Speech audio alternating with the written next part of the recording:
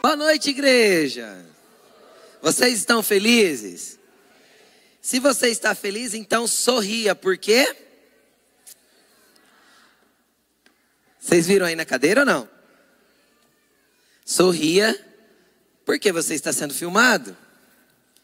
Pastor, eu já vi essa frase em diversos lugares. E pode ser que a partir de hoje você vai precisar colar ela em outros lugares também, para te ajudar a entender uma verdade de Deus para a tua vida. Você crê nisso? Então olha para a pessoa que está do seu lado e fala assim, sorria. Fala para ela. Dá um sorriso para ela. Isso, fala para ele, você está sendo filmado. É isso aí. Então, hoje nós vamos continuar a série falando sobre fidelidade. E o tema da mensagem de hoje é: sorria, você está sendo filmado. Amém? Louvado seja o nome do Senhor. Eu quero antes de tudo trazer um fundamento para você. Na verdade, antes de tudo, vamos fazer uma oração? Feche seus olhos aí, vamos orar por essa palavra. Senhor Jesus, nós te agradecemos por estarmos juntos nessa noite. Eu te peço que o Senhor venha falar profundamente ao nosso coração, que essa palavra possa atingir cada um dos lugares que precisa ser mexidos dentro de nós. Em nome de Jesus eu te peço que o Senhor fale conosco profundamente, de maneira intensa e verdadeira. Que sejamos tocados pelo Espírito Santo, orientados pela tua palavra, direcionados pela tua voz. Que em nome de Jesus as verdades do Senhor repousem sobre o nosso espírito, de maneira a gerar vida dentro de nós. Eu te peço, Senhor, que essa palavra vá em lugares profundos, mexendo com alma e espírito, juntas e medulas. Que essa palavra possa discernir os pensamentos e as intenções dos corações de quem está aqui, trazendo graça e entendimento. Abençoe também cada um que está vendo ou verá esta palavra na internet. Que eles também sejam tocados profundamente pelo teu Espírito. Em nome de Jesus. Amém. Amém. Antes de propriamente compartilhar com você aquilo aonde eu quero chegar com essa mensagem, vamos dizer assim, aquilo que eu quero ministrar ao seu coração, eu quero antes trazer um entendimento do que é um princípio bíblico. O que é um princípio bíblico? O que é uma verdade? Deixa eu explicar isso, porque isso é um conceito que chega a ser até teológico, mas que eu acho que é importante você entender. Preste atenção aqui. Quando a gente vai para as escrituras, existe um princípio na teologia que diz que um conceito, na verdade, numa tese na teologia, de que algo para ser um princípio bíblico, ele precisa ter pelo menos 3 menções nas escrituras, da mesma verdade. E por que chegaram-se nessa conclusão e nessa formação de entendimento? Eu vou te explicar por quê. Porque existem algumas citações bíblicas que elas são temporais. Elas foram para um tempo e um lugar específico. Existem coisas que foram para um tempo e para um lugar específico. Eu vou dar um exemplo simples. E não quero me aprofundar no exemplo, porque não é essa a intenção. Mas preste atenção aqui. Preste atenção aqui, não no recado que está lá, porque vocês estão tudo olhando para lá, eu estou ficando sozinho aqui. Olha para mim. O irmão da Hilux preta, vai lá, que está com a luz acesa, senão você fica sem bateria na hora de você ir embora para casa, tá bom? Pode tirar o recado da Hilux, que assim eles olham para mim.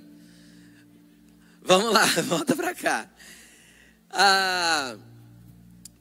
Uma coisa aqui na Bíblia, por exemplo, foi para um tempo e para um lugar específico. Quem já ouviu falar, já leu em 1 Coríntios capítulo 11, por exemplo, quando Paulo orienta as irmãs, as mulheres da igreja de Corinto, a cobrirem a cabeça com o véu, caso elas não tivessem o cabelo longo. Ou elas tinham o cabelo longo, ou elas cobriam com o véu, porque não era bom para a mulher cristã ter o cabelo cortado curtinho. A Bíblia diz que era tosquiado, era bem cortado igual de homem. Aí a gente tem, às vezes, alguma igreja que usa isso como doutrina. E por que eu não posso transformar isso numa doutrina? Porque só existe citação para aquela igreja na Bíblia. E Paulo ainda termina o ensinamento dizendo assim: olha, se alguém quiser ser contencioso, ou seja, se alguém na igreja ficar contendendo por causa dessa ordem que eu estou dando, saibam, nós não temos tal costume nas igrejas de Deus. Então nenhuma outra igreja tinha esse costume. Aquilo era uma verdade específica para a igreja de Corinto. Por quê? Pergunta para mim, por quê, pastor? Justamente porque lá na cidade de Corinto, isso é provado historicamente, eles tinham 2 portos. E toda a ligação comercial entre a Roma, que era o centro político e financeiro do império, e a Ásia, que era todo o lado de lá, passava por Corinto. Corinto era numa península bem na ponta, então os navios paravam ali. Então ali tinha 2 portos, e por ter 2 portos tinha muitos marinheiros, e com isso a cidade tinha muita prostituição, tanto que a deusa principal de Corinto era Afrodite. Então, o que acontece? Tinha muita prostituição naquela cidade, e as prostitutas, para se identificar, elas cortavam o cabelo curtinho igual de homem. Essa é a mulher que estava disponível para prostituição. Então, quando uma mulher dessa se convertia, qual que era a orientação de Paulo? Ou você deixa o cabelo crescer, ou você cobre a sua cabeça com véu. Aquilo era uma verdade para o local. Então a gente não pode pegar uma verdade temporal e localizada e transformar numa doutrina bíblica. Quem entende o que eu estou falando? Isso seria completamente equivocado. Mas existem princípios bíblicos que Deus fala completamente de maneira aleatória em vários momentos do tempo e da história, em vários contextos diferentes, em estações e tempos diferentes, por pessoas diferentes. Deus traz uma mesma verdade à tona. Quem está entendendo o que eu estou falando? Deus repete aquela mesma verdade. Isto é um princípio bíblico. Entende? Isso é quando Jesus dizia assim: olha, então vocês dizem isso, porém eu vos digo. Ele vinha trazendo princípios. Ou ele dizia: ó, não foi assim no início, não foi assim que o Pai estabeleceu. Ele vinha trazendo princípios. Então, o que eu quero falar hoje é um princípio. E por isso eu vou trazer para você não 3, mas 4 citações bíblicas, para você perceber que em tempos diferentes, momentos diferentes da história, Deus sinaliza a mesma coisa. E eu quero começar só te apresentando esse princípio, depois nós vamos para o texto principal, tudo bem? Vamos? Então começa comigo Provérbios capítulo 15, versículo 3. Provérbios 15, 3. Coloca para mim, por favor, no telão.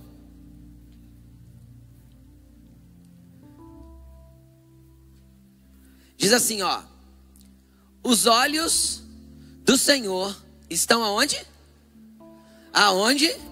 Em toda parte, observando atentamente só os bonzinhos. É isso? Só o que eu faço de certo? Não. Os olhos do Senhor estão em toda parte, observando de maneira relapsa? Não, atentamente os maus e os bons. Então, literalmente, sorria, porque você está sendo filmado. Deus está de olho em tudo, em todo o tempo, e observando atentamente tudo aquilo que nós fazemos de bom e tudo aquilo que nós fazemos de mal. Provérbios 5, 21. Vamos lá. Ainda estamos em Provérbios, ainda está no mesmo autor aí, Salomão. Pois o Senhor vê os caminhos do homem e examina todas as suas veredas. Então, primeiro lá vai dizer que o Senhor observa a terra toda de maneira atenta. Aqui ele já vai observar outra coisa. O Senhor observa os seus caminhos, as suas condutas, os lugares que você escolhe ir, a forma que você escolhe viver. Ou seja, o Senhor não está observando apenas você. Não é apenas uma questão dele observar a sua ação, mas também a intenção do porquê você está fazendo aquilo. Porque ele observa os seus caminhos, as suas veredas, ou seja, os caminhos mais largos e os estreitinhos que você anda. Os caminhos que está todo mundo vendo e os caminhos que ninguém vê. Ele observa tudo. E dentro disso, existe um aspecto muito interessante, que é o fato da intenção. Por quê? Porque aqui quem já, por exemplo, teve uma ação ruim, agiu mal, sei lá, numa hora de alguma coisa, de repente teve uma ação que não foi legal, que você teve que chegar depois da pessoa e falar: ô, me desculpa, não foi legal do jeito que eu fiz. Mas que na verdade lá no coração você não tinha intenção de fazer errado. Você estava tentando acertar, mas você acabou agindo mal. Quem já teve atitude assim, que a intenção era boa, mas a ação foi ruim? Então isso é uma realidade. Eu posso ter uma boa intenção, e Deus está olhando para isso, mas a minha atitude ter sido ruim. Do mesmo jeito que eu posso ter tido uma boa ação, externa, externalizar uma boa ação, só que a motivação ser completamente equivocada. Então eu posso estar fazendo uma boa ação, mas a intenção do meu coração é ser visto, é ser aplaudido, ou de alguma forma ser valorizado, ou conseguir um lugar, ou ter uma vantagem. E Deus observa isso também. Então, dentro do contexto, nós temos que perceber o seguinte: às vezes, uma ação ruim com intenção boa, é mais fácil de nós encontrarmos um caminho de arrependimento. Por quê? Porque a gente vai perceber que agiu mal, mesmo a intenção sendo boa, e a gente vai se arrepender. Quem já fez e se arrependeu? Levanta a mão. Só que às vezes quando a gente tem uma atitude boa, mesmo que a intenção seja completamente egoísta, pensando apenas em nós mesmos, apenas na nossa própria recompensa, porque a ação foi boa, nós não encontramos um caminho de arrependimento. E diante de Deus eu vou te falar uma coisa: Deus não observou apenas a sua ação, Deus conhece seus caminhos, Deus conhece as intenções que existem aí dentro, o porquê você fez cada coisa, porque os olhos dele continuam aí sobre você. Mas vamos para o próximo versículo. Vamos para 2 Crônicas 16, 9. 2 Crônicas 16, 9. Só vou ler a primeira parte do versículo. Pois os olhos do Senhor estão atentos sobre toda a terra para fortalecer aqueles que lhe dedicam totalmente o coração. Olha que palavra incrível. Aqui o que era? O que estava acontecendo aqui? Só vou te pôr no contexto rapidinho. Era um rei que tinha pecado, tinha feito errado, e um profeta foi lá puxar a orelha do rei, vamos dizer assim. E ele puxou a orelha do rei, o rei achou ruim, ficou bravo e prendeu ele. Mas dentro do contexto, dentro do que ele está exortando o rei, ele solta essa frase, o profeta: o Senhor está atento a toda a terra. Coloca o versículo de novo para mim, não tira não, por favor, porque eu não vou lembrar decorado. O Senhor está atento a toda a terra para fortalecer aqueles que lhe dedicam inteiramente o coração. Então preste atenção no que eu vou falar aqui agora, antes da gente ler o último. Nós temos que entender que Deus é um Pai amoroso, antes de tudo. Então Ele não está olhando e observando você, nós e todo mundo para nos julgar e nos condenar. Essa não é a intenção de Deus. Por quê? Porque Deus é um Deus de amor. Deus é um Deus de compaixão e de misericórdia. A Bíblia diz que Ele é rico em misericórdia. Então Ele é um Deus que, acima de tudo, está olhando por nós para ver se o nosso coração está inteiramente nele e totalmente voltado para Ele. E se for um coração que está voltado para Ele, há benefício dos olhos dele estar sobre mim. Há benefícios de nós sermos observados por Ele, vigiados por Ele, cuidados por Ele. Por quê? Porque Ele tem um olhar de amor para conosco. Eu quero que você entenda isso como filho de Deus. Se você crê e reconhece Jesus como seu Senhor e Salvador, você é filho. Se o seu coração se volta para Ele sempre em arrependimento, em verdade, Ele é um Deus que está disposto a te abençoar pelo teu coração, pela verdade que você mostra para Ele, ou que você... Não é nem que você mostra, é que está nua e declarada na presença dele. Deus é um Pai tão bom que a Bíblia vai dizer que o texto bíblico diz assim: não tosqueneja aquele que nos vigia. Sabe o que é tosquenejar? Pescar, irmãos. Quem já pescou? Você já pescou no culto, não pescou? Eu sei que já. Então tá ali, a palavra vai ficando meio enfadonha, de repente vai, né? Então Deus não pesca quando está te vigiando. Ele está com os olhos atentos sobre você. Isso para mim é tão grande, tão maravilhoso. Por que eu acho grande e maravilhoso? Porque pensa comigo. Quem tem filhos aqui, tem filhos, seja pequenininhos ou grandes aqui. Eu quero te lembrar de algo que às vezes na tua vida seja atual, e para pessoas que têm os filhos mais crescidos como eu, é algo que a gente vai lembrar de muitos anos atrás. Mas fala para mim, qual é o pai ou a mãe, que é um pai e uma mãe de amor, é claro. Aquela criancinha ali entre, sei lá, 3 meses e 1 ano, ou piquititico quando nasce até 1 ano e pouquinho. Às vezes a mãe teve aquele dia cansativo, sabe aqueles dias que está nascendo os dentinhos? Que fica enjoado o dia inteiro. Quem já passou por essas aí? Quem já passou? Que chora, fica manhoso e tal. Aí de repente a mãe consegue fazer, dormir, vai lá e coloca no bercinho. Cobre, coloca o mosquiteiro, né? Lá cobrindo. Não é assim? Não é assim?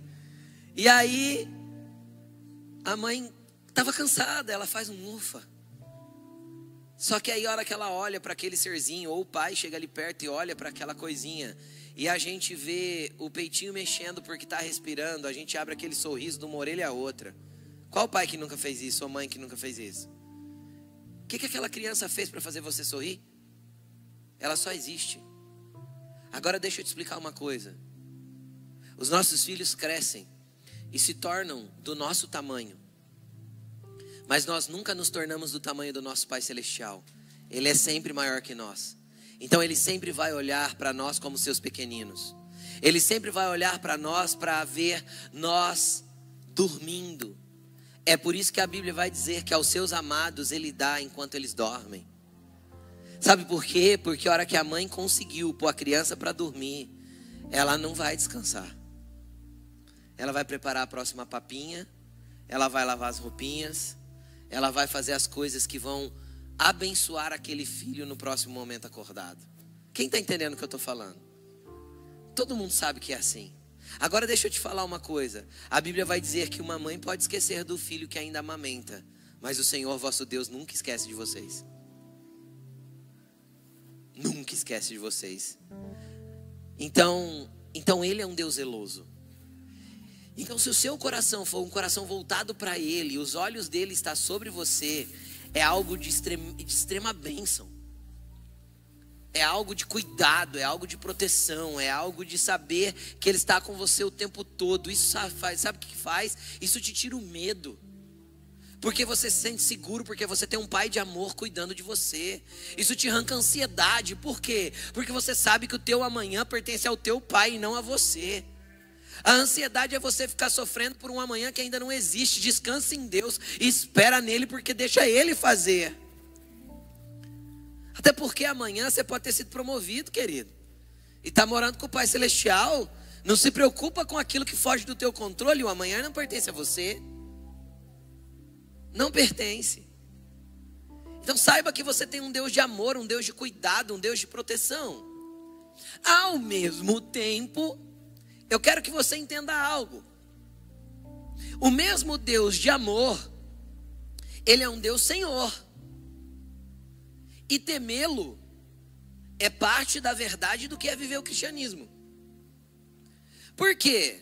Porque temer a Deus não é ter medo de Deus, mas ter uma santa reverência da grandeza e santidade que existe nele. É diferente. Então ter o temor de Deus arraigado no seu coração é protetivo. Por quê? Porque a gente pode fugir do pecado, fugir do erro de dois jeitos. Ou a gente foge por amor, porque a gente ama Jesus o suficiente para viver longe do pecado. Mas se o amor falhar, você tem que ter o temor para te salvar. E o temor é o quê? É saber que Ele está te olhando o tempo todo, todos os lugares, e que às vezes você bloqueia o teu celular, marmanjo, para tua esposa não ver, mas Deus conhece as suas conversas. Deus conhece as suas curtidas. Deus conhece o que você acessa quando ninguém está vendo. Deus te vê dentro do teu banheiro. Então, use isso como temor para te livrar de Satanás. Pastor, de Satanás Jesus nos ensinou a orar. Não nos deixe cair em tentação, mas livra-nos do maligno. A palavra ali que está traduzida para nós como mal, pode procurar. O original não é mal, é maligno. Está falando do Satanás. Então você quer ser livre completamente do diabo? De tudo que ele pode fazer contra a tua vida, a não ser te tentar? É só você viver longe, sem cair no pecado, sem ceder à tentação. Só que para isso, nós precisamos ter 2 travas. A primeira trava é esse amor incomparável que Deus tem por nós.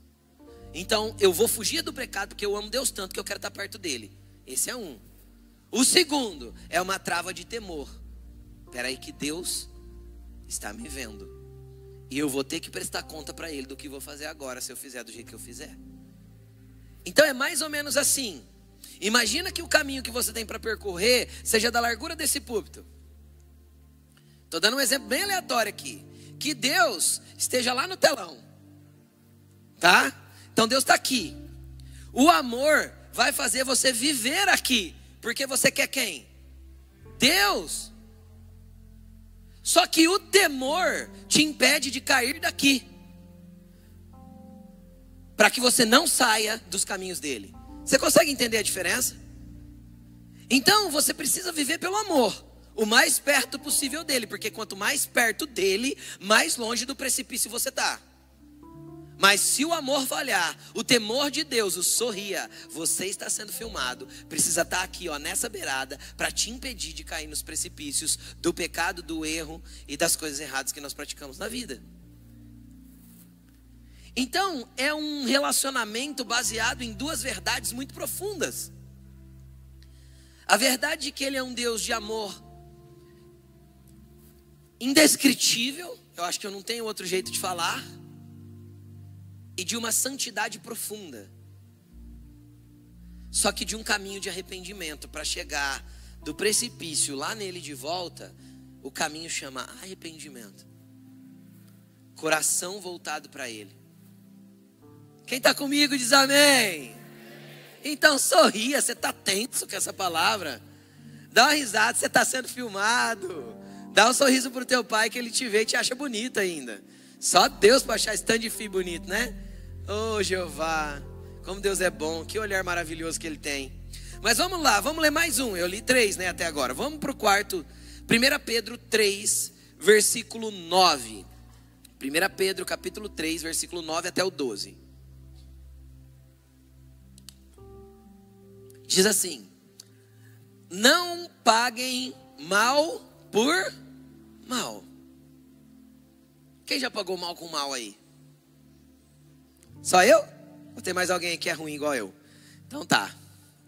Não paguem insulto com... Vai falar que você nunca fez na tua DR lá com a tua esposa, com o teu marido. Ele deu aquela cutucada, te insultou, você foi de volta na medida recalcada, sacudida e transbordante. Pá! Fez que eu sei. Então não pague mal com mal. E não pague insulto com insulto. Orientação boa, né, gente? Deus está vendo, ó, filmando, ó. Ao contrário, bendigam, abençoem, falem bem, pois vocês sabem que para isso vocês foram chamados. Preste atenção, que orientação mais maravilhosa. Quem aqui conhece uma pessoa assim, tem bastante qualidade? Ah, uma pessoa legal, tem bastante qualidade. Eu conheço várias. Aí de repente você vê uma coisa naquela pessoa que, assim, ela é legal, mas, né? Tá quase bom, mas tem um negocinho ali que é ruim. Quase todo mundo é assim, né? Você tem alguma coisa ruim? Todo mundo tem um pouquinho. E aí as pessoas percebem, aí o que a gente faz? A gente enaltece aquele monte de qualidade que a pessoa tem, ou a gente faz questão de chamar a atenção para aquilo que é ruim? Hã? A gente sempre olha o ruim primeiro. Isso é a nossa natureza caída, esse é o nosso jeito ruim de ser. Mas vamos lá, o que ele está falando? Olha, quem acha que não tem chamado Deus? Eu acho que Deus não me chamou para nada. Então vamos lá, aqui tem uma afirmação bíblica. Se você não foi chamado para nada, Deus te chamou para bem dizer as pessoas. Então Deus te chamou para falar bem dos outros. Entendeu? Então olha para a pessoa que você não conhece perto de você e fala para ela assim, ó, fala bem de mim, hein? Você foi chamado para isso. Fala para ele, você foi chamado para isso. Vamos lá. Assim fazendo, se vocês fizerem desse jeito, vocês vão receber o que por herança? Bênção. Bênção, mas vamos continuar. Próximo versículo 10. Pois quem quiser amar a vida e ver dias felizes, quem quer ter dias felizes aqui? Amém? Todo mundo quer, quem não quer? O que tem que fazer para ter dias felizes? Guarda a sua língua do mal e os seus lábios de proferir mentiras. Então vamos lá, mentiroso não tem dias felizes. Falar mal dos outros te traz dias ruins. Amém? Falou Jesus, segura minha boca. Fala, pode falar para ele. Trava minha língua, Jesus. Versículo 11. Afaste-se do mal e faça o bem. Busque a paz com perseverança. Por quê?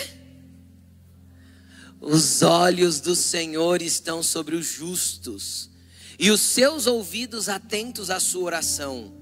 Mas o rosto do Senhor volta-se contra os que praticam o mal. Então, querido, acima de tudo, sorria. Você está sendo filmado o tempo todo. Deus está te vendo, mesmo quando ninguém está te vendo. Deus está te olhando, mesmo quando ninguém está te olhando. Amém? Mas eu quero ir para agora. Esse é o texto central da palavra. Abre comigo Salmo 139. Salmo 139. Eu quero falar um pouquinho de Davi. Por quê?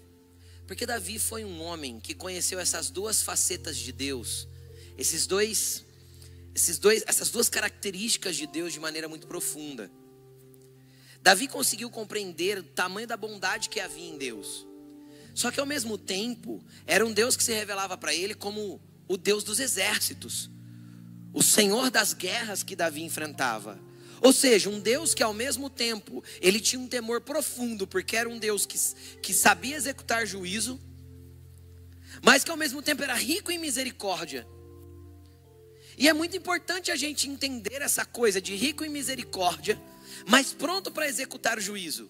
Por quê? Porque às vezes isso se confunde na nossa cabeça. Mas Deus não é rico em misericórdia? É simples. Jesus vai dizer que ele faz nascer o sol sobre os bons e os ruins, os justos e os injustos. Que Deus abençoa a lavoura daqueles que são dele e daqueles que andam errado. E isso a gente vê acontecer pela terra. Eu não sei se você já teve aquela indignação de ver pessoas fazendo coisas más e pensar assim, meu Deus, porque Deus não dá um fim nessas pessoas? Quem já pensou isso? Quem já teve um senso de justiça própria, vontade de catar e dar um fim numa pessoa que está fazendo uma malignidade num ambiente ou em um lugar muito profundo? Fala, Deus, se o Senhor deixasse, eu ia lá e cortava a cabeça de todos e acabava esse problema. Por quê? Porque a gente tem um senso de justiça em nós, baseado nos princípios que nós acreditamos. A gente vê certas coisas e nos embrulha o estômago. Com você é assim também? Fala, Deus, como um ser humano é capaz de fazer uma coisa dessa? E às vezes a gente fica pensando, por que o Senhor não age nesse tipo de coisa? Primeira coisa que nós temos que entender, isso não tem a ver com Deus. Por quê? Porque ao mesmo tempo que Ele é um Deus que está cuidando de nós e zelando pela nossa vida, Ele é o Deus que nos deu o direito de escolher o que nós queremos fazer. E tem pessoas que escolhem muito mal. Você deve ter algum parente que você vê uma sequência de escolhas ruins na vida deles. Fala, por que a pessoa está fazendo isso, Jesus? Aí ela escolhe outra escolha ruim, e outra escolha ruim, e outra escolha ruim. Você fala, Deus do céu, tem misericórdia. Ou você nunca viu alguém fazendo uma sequência de escolhas ruins e indo para o lado de um precipício e tá a família inteira avisando, mas ela está ali, obstinada naquela ideia, indo para o buraco. Alguém interferiu naquilo?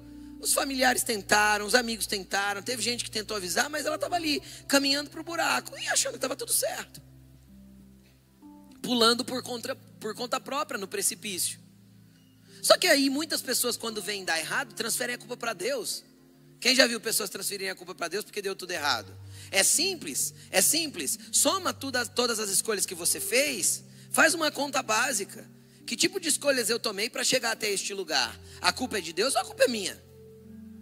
O que a palavra de Deus orienta a respeito de todas as decisões que eu tomei na minha vida até hoje, que me trouxeram aqui? Será que Deus é culpado ou será que fui eu que não observei o que Deus queria para mim? Que me conduziram para um caminho mau?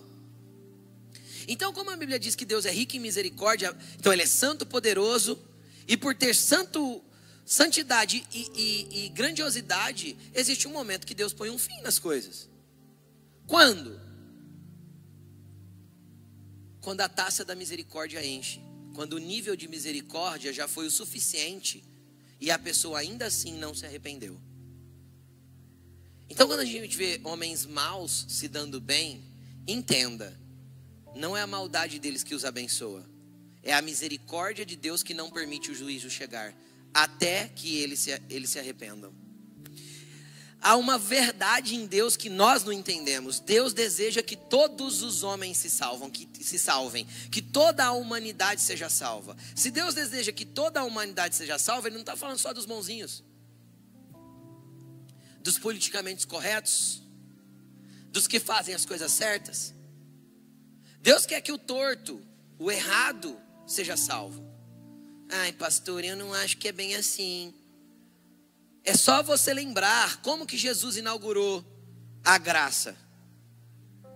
Quem que Ele levou para o céu antes de todo mundo? O ladrão, querido. O que não valia nada. Mas sabe que tipo de ladrão? O ladrão que olhou para Ele na cruz e falou assim, ó, eu mereço estar aqui, porque estou pagando pelas minhas ações. O Senhor não. Então me perdoe, se for possível. Lembra-te de mim quando entrares no teu reino. Sabe o que aquele bandido estava falando para Jesus? O Senhor é rei, teu reino não é da terra. Eu reconheço que Ele é um reino celestial. E se a hora que o Senhor morrer e chega lá, se lembra de mim? Ele reconheceu o Messias na cruz. Jesus falou o que para ele? Ainda hoje você vai estar comigo no paraíso. Quem inaugurou o céu era uma pessoa que a justiça terrena estava matando por ser injusta. Era uma pessoa que eu e você também condenaria. Então a gente não entende a longanimidade e a misericórdia de Deus, porque ela quer que todos os homens sejam salvos. Então tem pessoas, quem já ouviu aquele ditado assim, ó, esse ditado é muito legal, vai, vaso ruim não quebra. Quem já escutou esse? Né? A pessoa às vezes não precisa nem quando ela chega os demônios vão embora, né? De tão boa que ela é. Quem já viu? Mas cara, ela bate na trave 20 vezes. Quem já viu isso? Fica internado, fica mal, vai lá, bate na trave e volta. Eu falo, rapaz, vaso ruim não quebra mesmo. Sabe como chama isso? Misericórdia de Deus. Deus está prolongando a oportunidade de arrependimento, para de alguma forma essa pessoa ser alcançada para a eternidade com Deus. Isso é tão real que houve um momento que tinha um rei na Babilônia, chamado, se eu não me engano, Beltesazar. É Beltesazar, acho que é isso, né? E ele estava ele era um rei bem devasso, bem ruim. E aí ele estava fazendo uma festa um dia no palácio, só para os ricão do reino. Era o rei, os prefeitos, só a galera do colarinho branco, que fazia umas corrupçãozinhas, que tinha os esquemas, era só essa galera aí. E era uma festa bem das bagunças. Era tipo assim, se a gente fosse comparar hoje, era tipo um baile funk, assim, as orgias que tinha ali no negócio. Era bem feio. E ele estava fazendo uma festa dessa. De repente, no meio da festa, ele viu uma mão.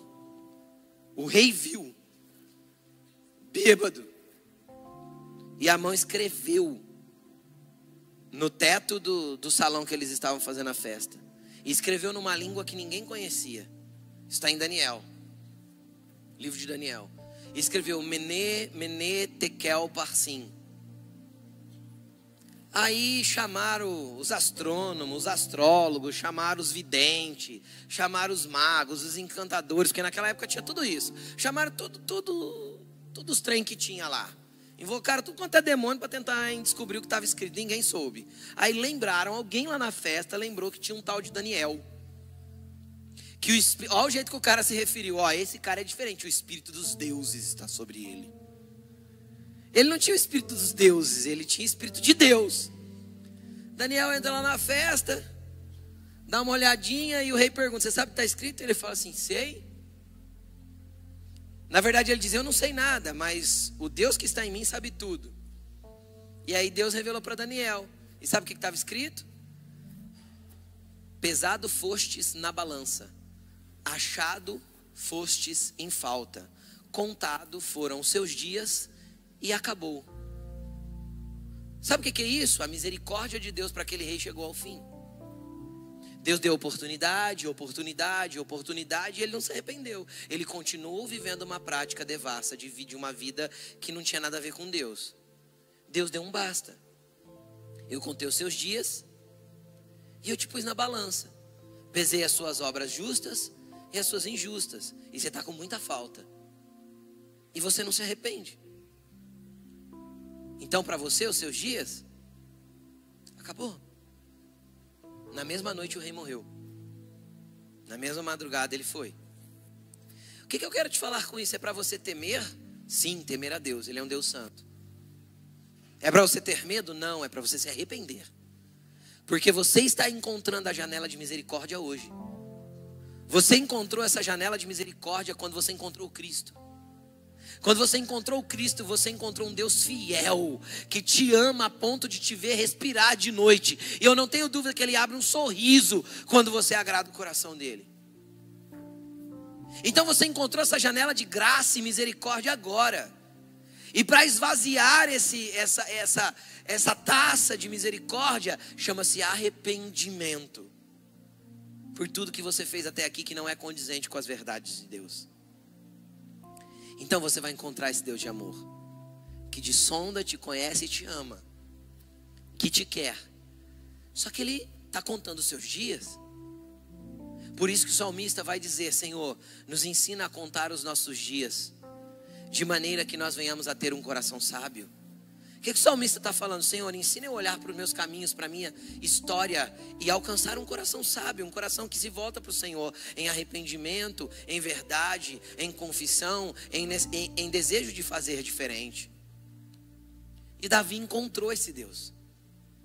Mesmo no Velho Testamento, hoje você tem Jesus, você tem a graça, você tem o Espírito Santo morando dentro de você. Naquele tempo, o Espírito de Deus vinha sobre alguns homens, e Davi foi um desses privilegiados, de receberem o Espírito de Deus, de receber o Espírito de Deus sobre ele. E um dia Davi foi um homem, era um músico. Davi era músico, ele tocava e cantava. Em um dado momento ele resolveu escrever uma canção, e assim, de verdade, é o salmo que eu mais gosto, indiscutivelmente, não tem outro que nem chega perto, para mim.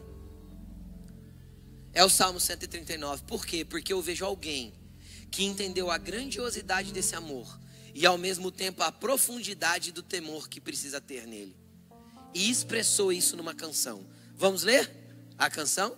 Salmo 139. Olha o que diz. Nós vamos lendo pouquinho por pouquinho, que eu quero falar um pouco com você sobre isso.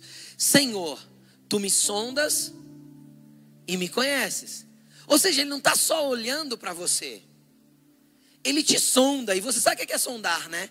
É ir fundo, é conhecer as intenções, é saber o que a tua mente está maquinando, o que o teu coração está pensando, é entender as coisas que estão dentro, que nem você entende. Quando Deus te sonda, querido, Ele está olhando as realidades do seu coração. Vamos falar aqui, quem aqui já foi enganado pelo próprio coração? Agora, se o meu coração consegue enganar a mim, deixa eu te falar uma coisa: o meu coração não consegue enganar Deus. O seu coração não consegue enganar Deus, porque Ele te sonda. Jeremias capítulo 17 vai dizer que o Senhor prova a mente e sonda e esquadrinha o coração daqueles que pertencem a Ele. Sabe o que é esquadrinhar o coração? É cortar bem picadinho, bem pequenininho, igual você faz no estrogonofe. Corta bem pequenininho o pedacinho da carne. Deus cata o seu coração e pica em pedacinho para conhecer cada cantinho, porque Ele está sondando o que tem lá dentro. Então teu coração, nosso coração nos engana, nosso coração nos passa para trás, nossa mente nos engana. A gente vive um tempo onde a oscilação de sentimento é muito grande. A gente vive em crise de oscilação de sentimento. Por quê? Porque a gente tem rede social. Aí a gente na rede social é assim, ó, presta atenção. Você passa um videozinho, dá risada. Quem já deu risada com o vídeo na internet aí? Aí você passa outro, dá risada de novo, de um tombo, de alguma coisa, de uma piada. Aí você vai, outra risada. Aí de repente vem um vídeo de notícia. Aí você vê o furacão que passou não sei aonde, matou não sei quanto. Aí você fala, nossa, meu Deus. Aí de repente vem outro de notícia ruim. Fala, meu Deus do céu, a terra está em crise. Você estava rindo 30 segundos atrás. Agora você está preocupado com o que está acontecendo na terra. Então a gente tem uma oscilação de realidades muito rápido, principalmente por causa do que a gente é exposto nas redes sociais. É ou não é assim? A gente tá lá rolando, de repente tem um vídeo importante de, sei lá, de política, e você vai ouvir alguém falando e tal, você tá ali concentrado. Aí você passa mais um, vem de novo, aí de repente ele muda a sugestão, porque é assim que o algoritmo faz. É ou não é? Aí te joga um de piada, aí você começa a rir. Então, tipo assim, é uma oscilação de sentimento que a gente tem, monstruosa, que as pessoas do passado não tinham. A gente vive assim, ó. Aí nessa oscilação de sentimento, Deus nos sonda. E quando a gente aprender a sujeitar o nosso coração, as nossas verdades e até as nossas mentiras para Ele, Ele vai poder equilibrar a nossa vida nas verdades que existem nele, nas verdades que existem em Deus. Davi fez isso. Um dia Davi olhou para dentro dele e viu a alma dele triste e angustiada. Sabe o que ele fez? Ei, minha alma, por que estás aflita dentro de mim? Espere em Deus, você ainda se alegrará nele. Sabe o que Davi fez? Ministrou a própria alma, os próprios sentimentos, dizendo para os seus sentimentos: vocês não vão ficar assim. Espera naquele que sabe todas as coisas. Só que a gente tem dificuldade de deixar Deus sondar a gente. Nós deveríamos orar todo o tempo. Eu já orei assim algumas vezes. Deus, por que estou sentindo isso? Senhor, por que esses pensamentos estão inundando a minha mente e eu não consigo me livrar deles?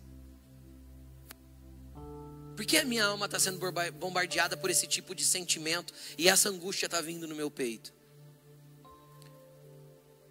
Por quê? Porque Deus te sonda e te conhece, Ele pode te colocar em ordem, Ele pode te trazer para a realidade dEle. Por quê? Porque Ele está te filmando o tempo todo. Davi olhou e falou assim: olha, o Senhor me sonda e o Senhor me conhece. Versículo 2: sabes quando me sento e quando me levanto? De longe percebes os meus pensamentos?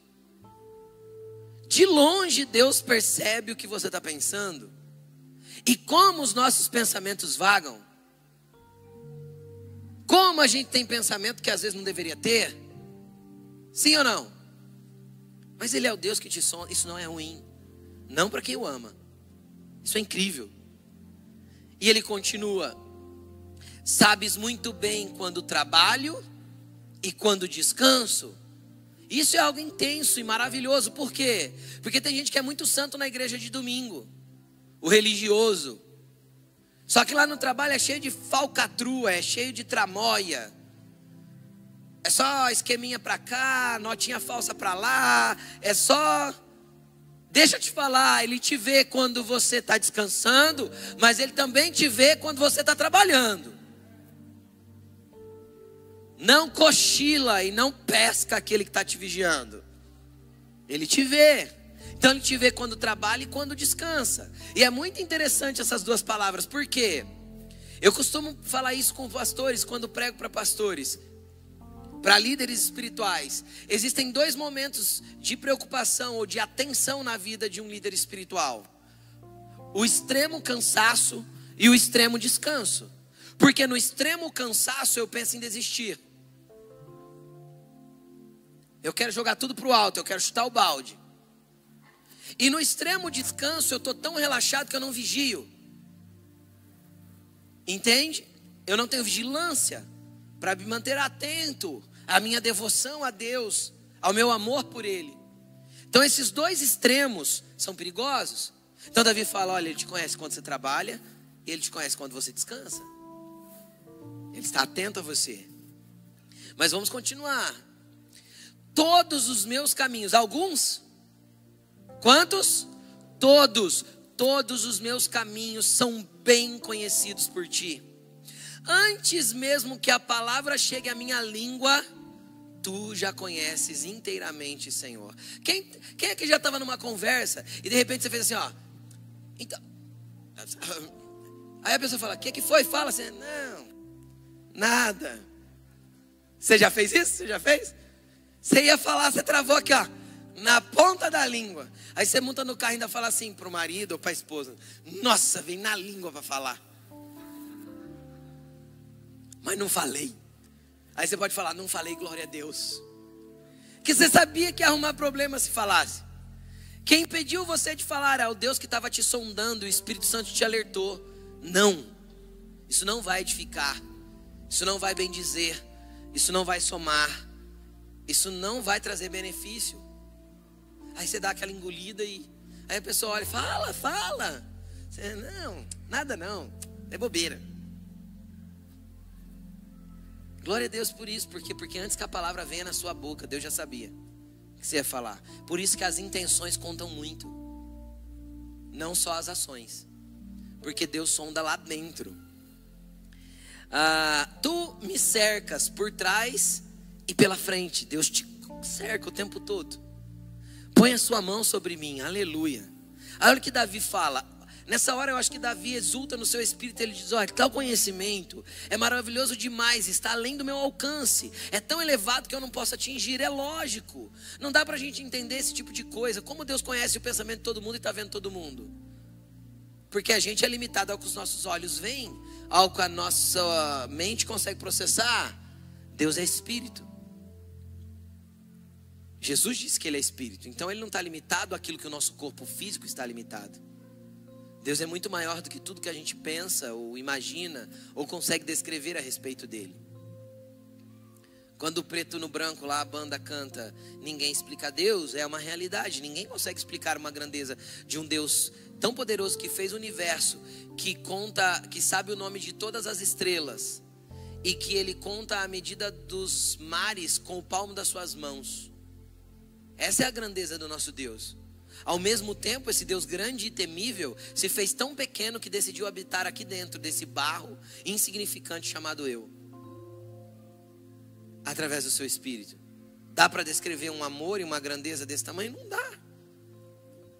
Ele se fez pequeno para caber dentro de mim, para caber dentro de você. Para quê? Para poder estar com você todos os dias e nunca te abandonar. É indescritível esse Deus. É indescritível essa fidelidade. E Davi, a hora que começa a pensar nisso, ele fala, olha, eu não consigo nem explicar. Aí versículo 7 ele vai dizer, para onde eu poderia escapar do teu espírito? Para onde eu poderia fugir da tua presença? Porque se eu subir nos céus, o Senhor está lá. E se eu fizer a minha cama entre as sepulturas, o Senhor também estará lá. Se eu subir nas asas da alvorada e for morar nas extremidades do mar. Isso era impossível para Davi na época. Você concorda comigo? Era a mesma coisa que ele dissesse hoje, se eu pegar um avião e for morar no Japão, ainda assim o Senhor estará lá. Não tem onde fugir do seu espírito, não tem onde se esconder da tua presença. É por isso que de uma maneira um pouco mais madura, eu costumo brincar com os crentes que já foi estragado por Jesus. Quem já foi estragado por Jesus aí? Porque chega uma hora que Jesus estraga a gente por dentro, porque a gente já não serve mais para esse mundo. Se Jesus já se estragou, eu vou te falar uma coisa, crente estragado não presta nem para desviar. Não, ele desvia. A hora que ele chega em casa, põe a cabeça no travesseiro e fala, o que eu estava fazendo? Porque não tem jeito, você sabe que está errado. Teus princípios te acusam. O Espírito Santo vem dentro de você e fala assim, você viu onde você estava, filho? Não é lá o teu lugar. Não tem como fugir dessa presença. É um amor incrível, maravilhoso, que a Bíblia vai dizer que é como garras que te agarram e te atraem para Ele. É um amor que nos puxa para Ele de uma maneira graciosa. É assim que Ele te ama. Aí Ele vai falar, continuando, versículo 10, mesmo ali, lá nas asas da alva, na extremidade do mar, a tua mão direita me guiará e me susterá. 11, mesmo que eu diga que as trevas me encobrirão e que a luz se tornará noite ao meu redor, verei que nem as trevas são escuras para ti. A noite brilhará como o dia, pois para ti as trevas são luz. Lógico, trevas não existe. Trevas é ausência de luz. Onde Deus chegou não há trevas. Todas as trevas precisam fugir. Então mesmo que eu peça para as trevas me envolverem, quando Deus chegar, Ele vai me ver. porque a luz dele me iluminará e me guiará. É muito profundo e intenso o amor desse Deus, mas vamos continuar. Tu criastes o íntimo do meu ser e me tecestes no ventre da minha mãe. Eu te louvo porque me fizeste de modo especial e admirável. As tuas obras são maravilhosas. Digo isso com convicção. Os meus ossos não estavam escondidos de ti, quando no secreto fui formado e entretecido nas profundezas da terra. Os teus olhos viram o meu embrião. O que os olhos de Deus viram? Os olhos de Deus viram o seu embrião. Porque quando aconteceu a primeira multiplicação celular dentro do útero da sua mãe, Ele já estava te vendo. Por isso que nós nunca vamos apoiar o aborto. Porque Deus não criou um ser humano quando ele nasceu. Deus criou um ser humano quando ele foi concebido. Quando Satanás consegue induzir uma mãe a abortar, ele não está matando uma criança, ele está matando uma geração. Ele está matando um propósito, ele está matando uma história. Engraçado que todo mundo que apoia o aborto nasceu. Quem dera quem apoiasse o aborto tivesse sido um. Que assim a gente não teria pessoas apoiando o aborto. Nossa, pastor, pesado? Não, verdade. Só apoia aborto quem nasceu. Ou seja, quem não foi abortado. Egoísta, covarde. É isso? Pensa só no próprio ventre e no próprio umbigo. Deus conhece cada ser quando foi gerado no ventre da mãe. Desde o dia que o sopro de vida multiplicou a primeira célula lá dentro, o Espírito que Deus te deu já estava em você. E Ele já tinha uma história escrita nos livros dele a teu respeito. Vamos continuar lendo, preste atenção. Os teus olhos viram o meu embrião, e todos os dias determinados para mim foram escritos no teu livro antes de qualquer um deles existir. Deixa eu te falar uma coisa, não é que Deus escreveu um livro que você vai ter que viver tudo que está escrito no livro dele. Não é? Por quê? Porque nós temos poder de decisão e de escolha. Então nós podemos nos afastar dessa história muito longe. Nós podemos deixar essa história muito distante daquilo que Deus queria para nós. Como? Fazendo escolhas sem Ele. Nos movendo pelas nossas vontades, pelos nossos desejos caídos, obscuros, por aquilo que nos afasta de Deus. Escolhendo a partir do nosso próprio ser e do nosso próprio eu, sem consultar a Deus. Sabe quando Deus diz que Ele escreveu no livro dele a tua história? É porque Ele esboçou uma história para você. E isso desenha quem você é nele e qual o propósito que Ele tem para a tua vida.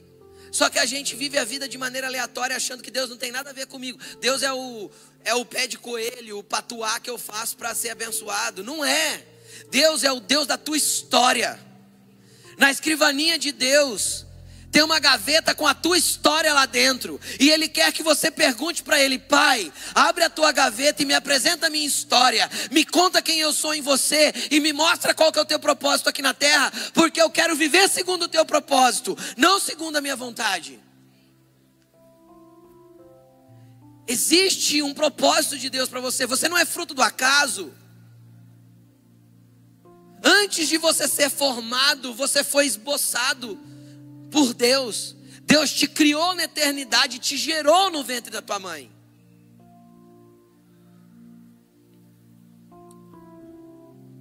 Ele tem uma história para você.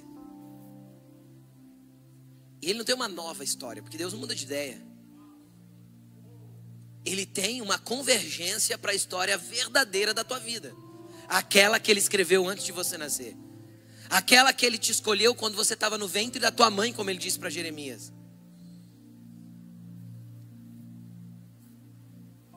Antes de você nascer, quando você era apenas um embrião, eu te escolhi profeta às nações, Ele disse para Jeremias. E acabou. Então a presciência de Deus te deu uma história. cabe a você perguntar para Deus: qual que é a história que o Senhor tem para mim? Deus não quer você vivendo de maneira aleatória. Às vezes a gente vê uma pessoa perdida.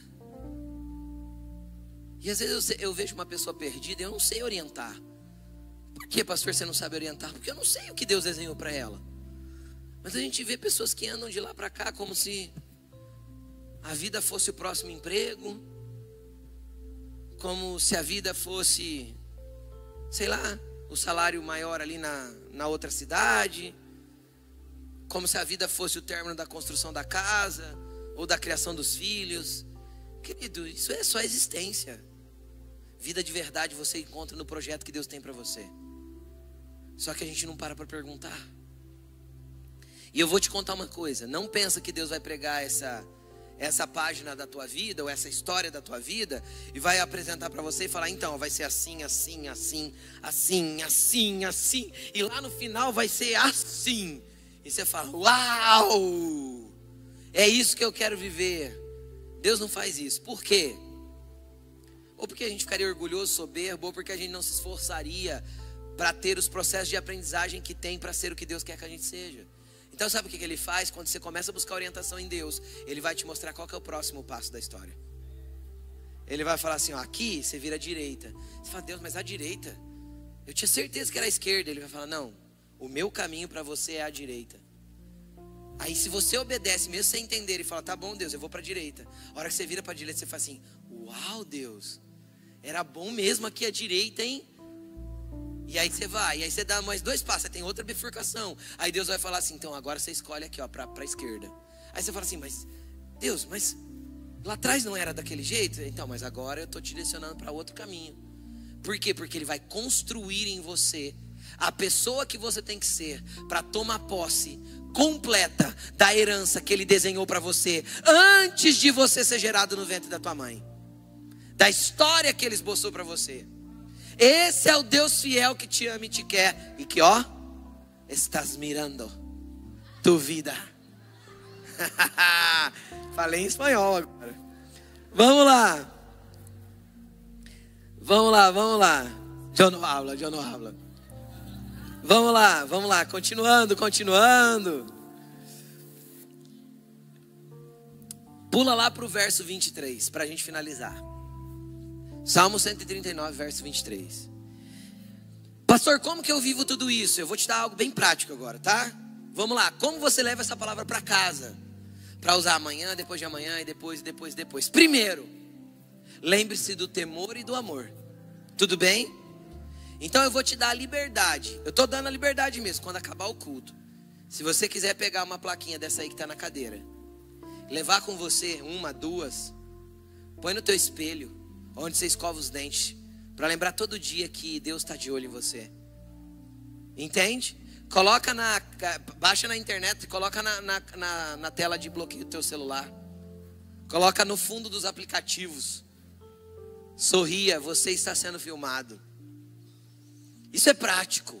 É para gerar em você uma consciência de que Deus está com você o tempo todo. Mas de maneira espiritual, eu quero também te apresentar algo que você deve fazer. Está aqui, ó. Olha a oração de Davi para finalizar essa canção, esse salmo. Olha como ele orou: sonda-me, ó Deus, conhece o meu coração, prova-me e conhece as minhas inquietações. Sabe o que Davi está falando para o Senhor? Davi não estava querendo viver uma vida onde Deus não participava. Davi estava querendo viver uma vida onde ele olhava todo dia para o Senhor e disse assim: Deus, sonda aqui dentro. Conhece isso aqui que está aqui, que nem eu entendo direito. Senhor, conhece as minhas inquietações. Quem aqui não tem inquietação, gente? Vai falar que você nunca teve um dia que você deitou na cama e ficou rolando e não dormiu? Nenhum. Eu durmo igual uma pedra. Só que já aconteceu de eu deitar na cama e de repente alguma coisa me trazer inquietação. Então o Senhor quer conhecer as suas inquietações. Só que o pedido de Davi aqui era um pedido de abertura. Porque Deus não é invasivo. Deus não é os demônios que vão invadindo. Eis que estou à porta e bato. Quem abrir a porta, eu entrarei para cear com ele e ele comigo. Então, isso aqui é uma abertura de porta que Davi está nos ensinando. Deus, me sonda. Me conhece por dentro. Pega as minhas intenções, pega o meu coração. Sonda as minhas inquietações, vê o que está se passando aqui dentro. Eu preciso do Senhor.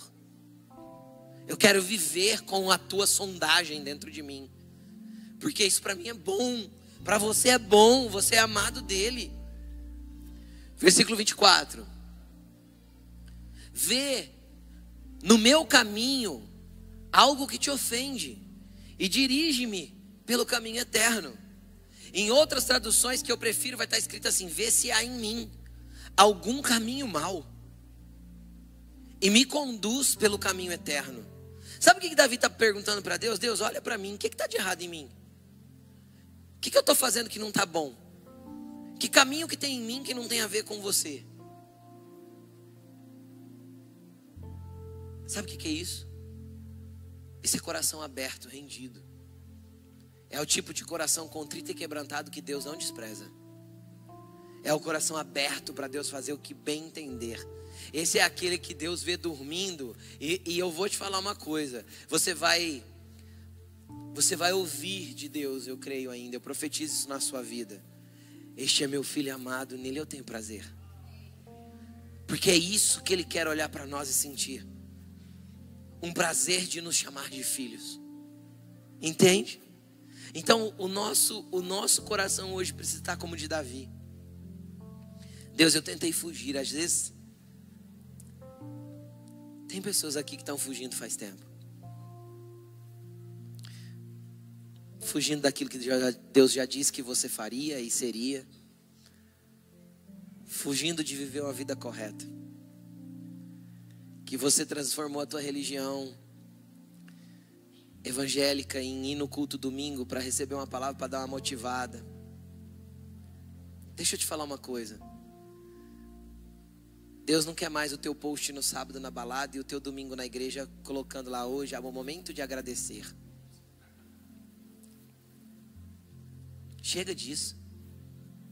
Você foi chamado para ser por inteiro dele.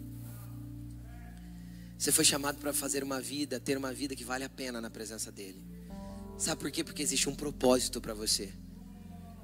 A sua vida faz sentido na presença de Deus. Você não entendeu ainda que o que você tenta preencher com todas as experiências que você tenta ter não vai te preencher. Porque a maior experiência que você pode ter é ter uma vida onde Deus dá a sua identidade. Deus diz quem você é. Deus aponta o teu destino. Sabe por quê? Porque aí você vai viver uma vida que vale a pena. Sabe o que é plenitude? Plenitude é quando você está no centro da vontade de Deus, fazendo aquilo que Deus quer que você faça. Há uma completude no teu espírito e uma satisfação de uma alegria que não dá para explicar. Por quê? Porque você está onde Deus queria que você estivesse. E não existe melhor lugar para estar do que no centro da vontade dEle. Por quê? Porque é indescritível. Porque você olha para um lado e fala: aquilo não faz sentido. Você olha para o outro e fala: também não faz. Você olha para trás e fala assim: valeu a pena o caminho. Mas ainda não faz sentido. Porque o que faz sentido é o que você está vivendo hoje. É o que você está vivendo na presença dEle, segundo a direção dEle. Não tem a ver com amanhã, não tem a ver com ontem. Tem a ver com hoje, com agora. Viver o agora sabendo que você está no centro da vontade de Deus é a melhor coisa que existe. Isso é a verdadeira vida. O resto não é vida. O resto é empurrar com a barriga uma história que às vezes não vale a pena em nada. E não deixa para ter consciência quando você estiver no leito de um hospital, com o restinho de fôlego de vida que você tiver, para tentar olhar para trás e falar assim: de que valeu? O que vale a pena hoje, se você estiver no centro da vontade de Deus. Então a tua oração prática dessa semana vai ser abrir o Salmo 139 e orar: Deus, sonda-me, me conhece. O que tem em mim que não te agrada? Chega, eu não vou viver mais para mim. É momento de entender que eu quero viver todo o propósito que Deus tem para minha vida, porque Ele é fiel, mesmo quando eu fui infiel. Coloque-se de pé, querido.